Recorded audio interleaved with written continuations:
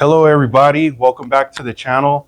Right now we are in Alamogordo, New Mexico at the Shroud Museum with Connie, and Connie's going to give us a quick little tour. Okay, so what we have here is a photocopy of the Shroud of Turin, and I'm going to start here. This is the backside of Jesus, and these is his feet. This is where they nailed him to the cross, and this is the backside of his legs and his back. And all that you see here are scourgings that he received from the Roman soldiers, and it was done with something that looks like this. This is a homemade Roman flagrum, and the ends were metal, and they would sharpen them and strike him with it again. So everything that you see here on the back side of his leg and his back is AB type blood. The scientists thought that they were going to find paint marks or laser marks, but they couldn't do that because, like I said, everything's AB type blood. And this right here, we know this as the belt of blood. This is kind of where the blood settled around his waist because it was one long cloth, like you see on this poster up here. And we do believe that most of that blood actually came from the spear wound right here. Not to make less of all the lashings he got, but this would have absorbed right into the cloth. And then right here is the first telltale sign that it's Jesus. This is where they put the crown of thorns on him. And although they crucified a lot of people back in the days because that was their normal way of punishment, Jesus was the only one they put the crown of thorns on to mock him as the king of the Jews. And then this is a halfway point, and this is a fold that you see on the cloth so that we could get it close to each other. And so you can tell Jesus' face right here. There's his nose and his eyes and his mouth. And here's where he bled from the crown of thorns. And then you can see his arms and his hands. And we know his arms were extended long ways like this at one point because the blood's also flowing in this direction instead of going straight down. And also, this is where they pierced him. They actually pierced him on his wrist. Sometimes you see crucifix where they pierced him on the palm of his hands, but that's just artwork because the bones on our fingers are so tiny it would not have sustained the weight.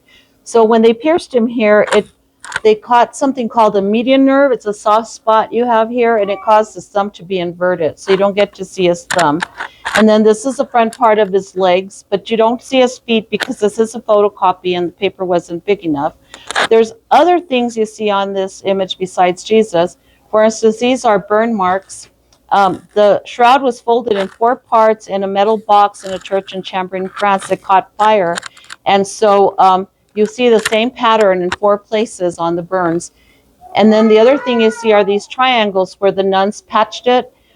They patched it so it wouldn't unravel. At that time, they also put a back lining on it.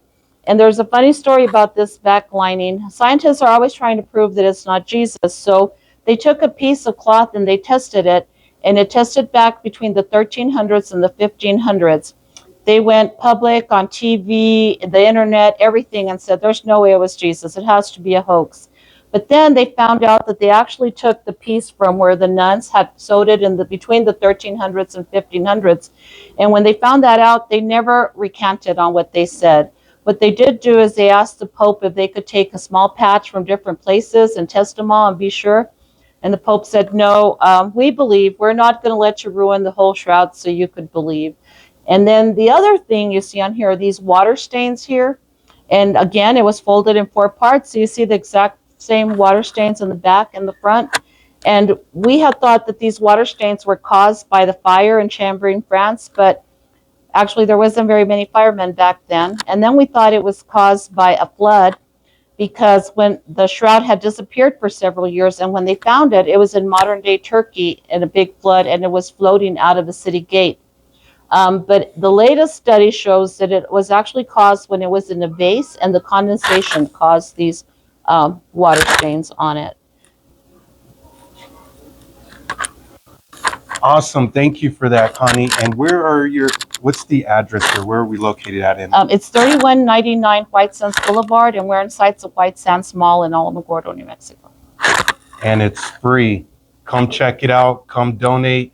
They have a lot of information about the shroud. I'm kind of blown away. They even have the 3D effects and everything. So yeah, come check out the Shroud Museum in Alamogordo, New Mexico.